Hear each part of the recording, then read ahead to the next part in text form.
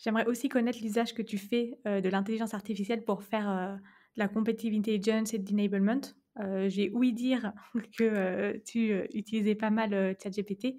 Est-ce que tu peux nous en dire un peu plus sur, ton usage et comment ça t'aide au quotidien dans tout ce qu'on s'est dit? Ouais. Ouais, effectivement, Gepetto, c'est un peu mon ami. Et alors j'utilise moi surtout ChatGPT 4. Et après, moi, j'aime bien explorer des nouveaux outils quand j'en vois un qui m'intéresse.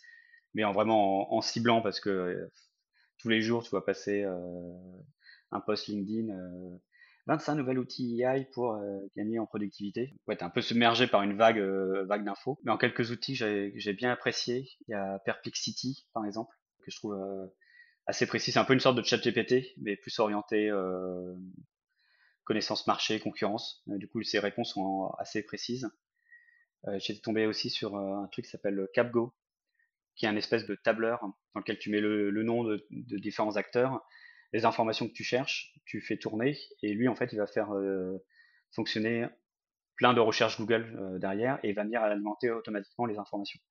Donc ça peut te faire gagner un temps de dingue si tu es en mode je veux faire un panorama. Alors ça reste des informations publiques, donc il va rien te trouver non plus qui n'est pas connu. Si tu veux faire quelque chose de masse, ça peut être super intéressant.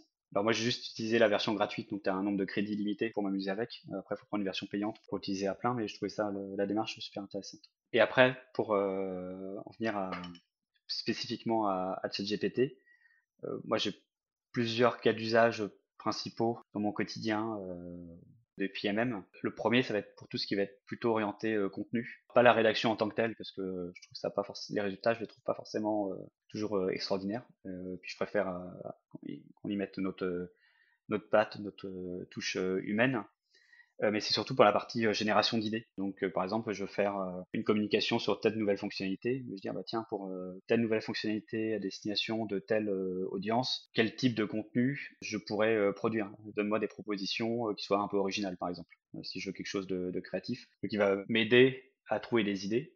Alors, parfois, ce qu'il va te dire, ça t'apporte pas grand-chose, mais parfois, il y a des idées qui sont intéressantes. Et après, bah, ok, bah, super. Pour cette proposition que tu m'as faite, bah, je voudrais qu'on approfondisse. Sous quel angle je pourrais traiter le sujet? Est-ce que tu peux me donner trois propositions? Ok, bah, je retiens telle proposition. Maintenant, on va rentrer dans le détail. Quel pourrait être un titre, la tonalité, des mots-clés à considérer, par exemple si c'était sur un article de blog, ce genre de choses. Je vais aussi beaucoup l'utiliser pour m'aider à structurer un contenu. En amont, je sais que je veux faire telle communication sur tel type de média, un article de blog, un post social media, un webinar, etc.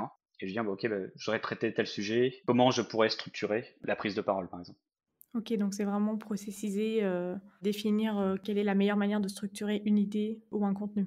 C'est ça, ils ont structurer une idée. Parce que pour le coup, ça m'aide beaucoup. Il y a un petit côté un peu coaching, parce que mes idées parfois sont un peu j'ai du mal à les structurer ou à les mettre à plat, et du coup, ça m'aide vraiment à structurer, déjà à avoir un premier squelette, même si à la fin, je vais complètement le changer, mais ça me donne un point de départ, et ça, pour le coup, ça me fait gagner énormément de temps, je trouve. OK, donc ça, c'était le premier cas. C'est vraiment de l'aide, à la création de contenu, et à la structuration. Quel est le deuxième cas? Deuxième cas, ça va plus être en mode mettre en place des process ou des frameworks. Parce que par exemple, quand t'as pas déjà réalisé une tâche, la première fois que tu te lances sur un sujet donné, ce qui arrive souvent quand t'es product marketer, dire, ok, comment je gère la chose? T'as foison de frameworks, de templates qui existent à droite à gauche, mais j'aime bien m'appuyer sur ce que peut me proposer ChatGPT en disant voilà, j'ai telle problématique, comment je pourrais l'aborder? Est-ce que tu peux me donner un pas à pas, d'étapes intéressantes pour gérer le projet ou la problématique, et quels pourraient être des livrables potentiels pour chacune de ces étapes? Ça, par exemple, ça m'est super utile pour définir un accompagnement client, parce que bah, chaque client est différent. Du coup, je lui pose ma problématique, je dis, bon, ok, pour gérer ça, comment tu le structurerais et quel output pour chaque étape. Et ça, pareil, ça fait gagner beaucoup de temps, même si derrière tu ajustes, tu retravailles, etc. Mais tu as un point de départ, et ça, c'est précieux. Est-ce que tu as un troisième cas? Oui, plus vraiment orienté competitive intelligence. Je l'utilise aussi pour tout ce qui est ce que j'appelle du pré-screening, soit de concurrents, de marché ou de secteur. C'est-à-dire que c'est pas forcément l'analyse détaillée du concurrent, parce que ça, je pense que tu l'auras difficilement avec ChatGPT. Mais si tu as besoin d'analyser rapidement un nouveau secteur, un nouveau marché, ChatGPT, il est hyper précieux parce qu'il te fait gagner un temps de dingue. Et comment tu fais, par exemple, pour justement, pour poser les bonnes questions et réussir à sortir l'information dont tu as besoin? Très souvent, j'utilise un prompt. Je le mettrai, si tu l'as en note de l'épisode, ça sera peut-être plus simple. Oui, je vais pas vous le dire à l'oral, ça va être trop long.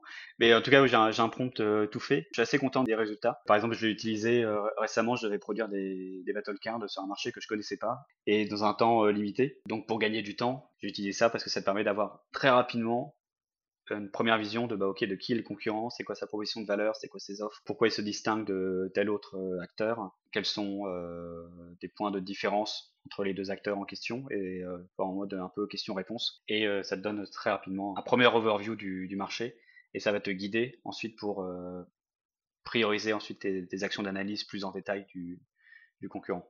Il y a aussi tout ce qui va être analyse des avis clients.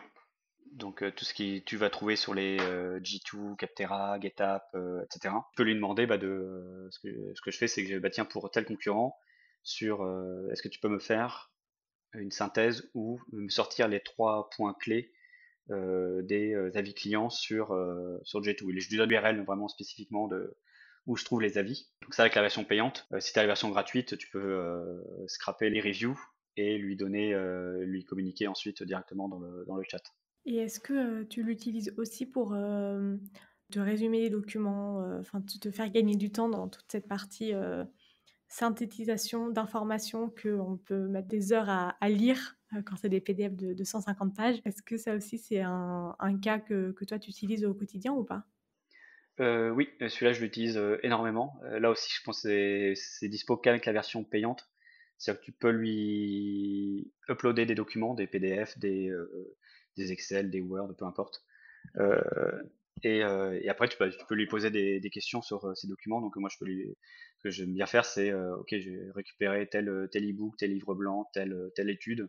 Et je lui demande un peu une synthèse ou me sortir, ok, c'est quoi les 5 takeaways de ce doc dans tel contexte, par exemple. Et ça me permet de savoir rapidement, est-ce qu'il y a de l'intérêt à ce que vraiment je lise le document et que je prenne un temps plus tard pour vraiment le parcourir, etc. Ou est-ce que non, le contenu, ça n'a pas l'air fou, c'est des choses que je connais déjà, donc pas la peine que je perde du temps à le lire en détail. Merci beaucoup pour l'explication de ces différents cas. Je pense que, enfin, en tout cas, moi personnellement, je vais aller directement les tester. Et je pense que ça fait gagner énormément de temps et c'est aussi un sujet qui intéresse énormément les PMM et pas que, parce que là, tout ce que tu as dit, ça peut servir sur plein d'autres prismes. Donc, merci beaucoup pour ce partage, Sébastien. Avec plaisir. Il faut vraiment le voir comme une extension, enfin comme un outil de productivité, je pense que plus qu'un remplaçant. Faut pas se dire qu'il va faire les choses à notre place.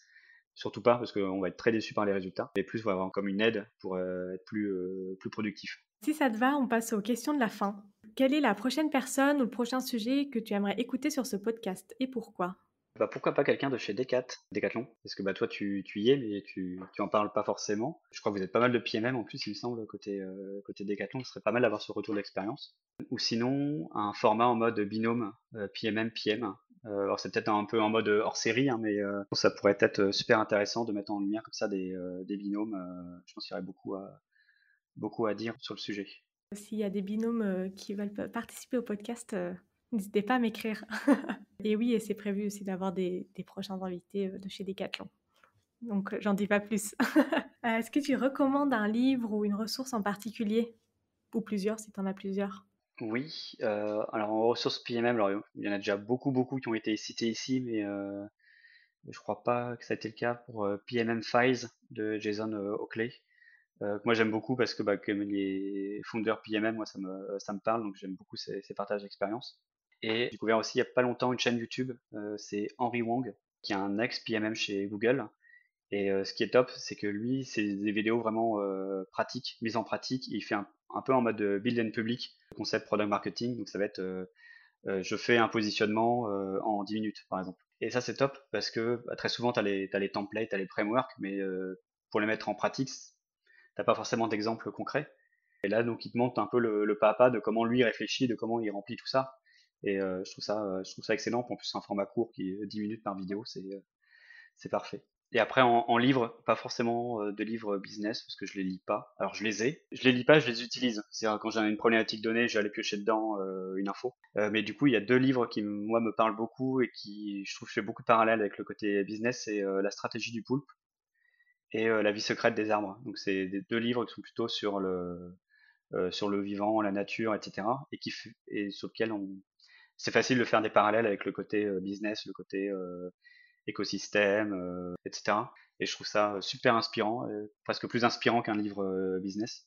Et surtout dans un monde où, sur de start-up et tech où tout va plus vite, on est très court terme, etc.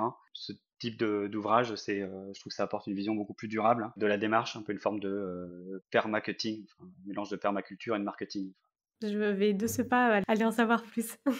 Merci pour ce partage d'informations et de toutes ces ressources. Franchement, c'est super précieux pour tous ceux qui nous écoutent. Donc, merci encore. Et dernière question, où est-ce que les auditeurs peuvent te contacter? Sur LinkedIn, sans problème. Parler product marketing, expatriation, freelance, métal, animaux bizarres, enfin, n'hésitez pas. Génial. Merci encore Sébastien pour toutes ces bonnes pratiques, ces conseils, ce retour d'expérience qui est vraiment précieux. Je l'ai dit tout à l'heure et super complet. Et on se revoit dans un prochain épisode pour parler de ton expat PMM aux US. Merci beaucoup Carlotta de m'avoir accueilli, c'était top. Et puis avec grand plaisir pour parler expat PMM. Génial. À bientôt. À bientôt. Merci d'avoir écouté cet épisode jusqu'au bout. Si l'épisode t'a plu, n'hésite pas à le partager sur LinkedIn en me taguant. Tu peux aussi me soutenir en laissant un avis 5 étoiles sur Apple Podcast et me laisser un commentaire. Ton aide est précieuse pour m'aider à faire connaître Product Marketing Stories et aussi m'encourager à créer davantage de contenu. Alors merci